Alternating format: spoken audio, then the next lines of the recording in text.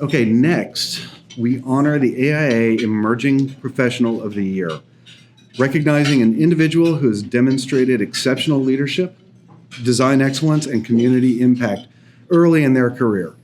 And this year, I'm really excited about this. This year's award goes to my friend, David Goujon.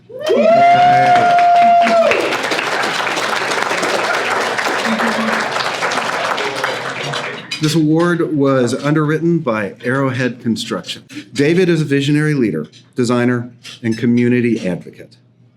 His impact in Austin spans architecture, cultural preservation, and mentorship. From his role in the M.S. Barrientos Mexican American Cultural Center expansion to leading Latinos in Architecture initiatives. David has championed projects that uplift communities and preserve cultural heritage.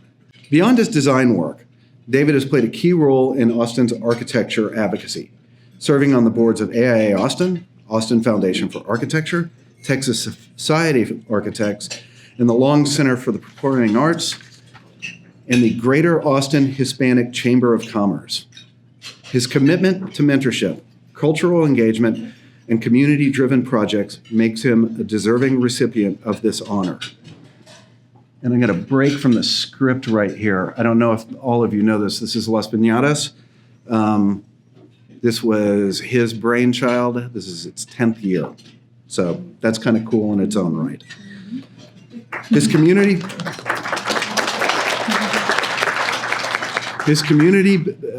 commitment to mentorship, cultural engagement, and community-driven projects makes him a deserving recipient of this honor.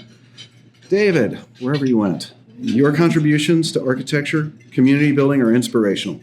Please join us on stage, along with Troy Contreras from underwriting firm Arrowhead Construction, to accept the 2025 AIA Austin Emerging Professional Award.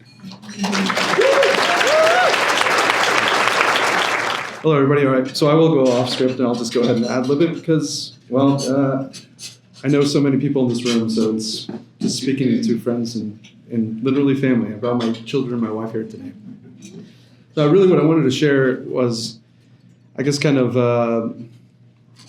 my journey in architecture, but within my own personal identity is what I wanted to speak about. You know, when I came to Austin as a Mexican immigrant to Houston, you know, Texas was this big thing, and Austin was the cool town, right, that everybody spoke of.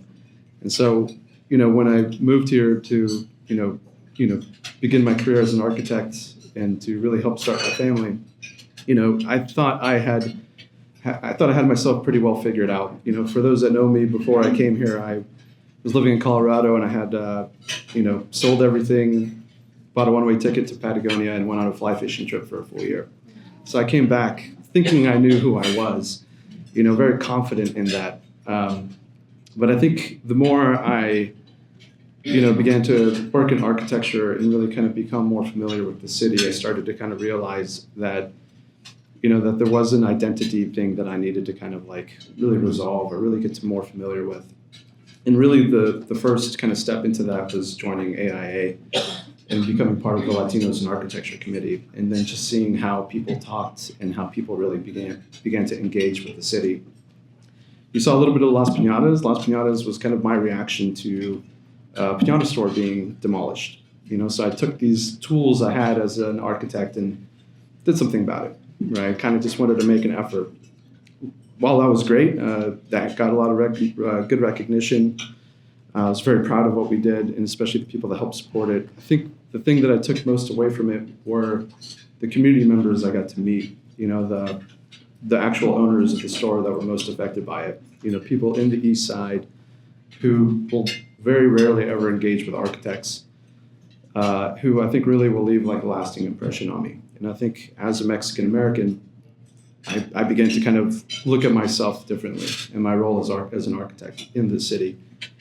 And so I've learned through this process of practicing architecture, being a citizen architect, to really kind of be more confident in who I really am. I think it's even beyond just like being a Mexican American. I think the architect in me is who I truly am and what I always lean on. Although I do get critiques every now and then, I just learned that my daughter is still upset with me that I haven't designed her her tree house. So sorry, that's coming.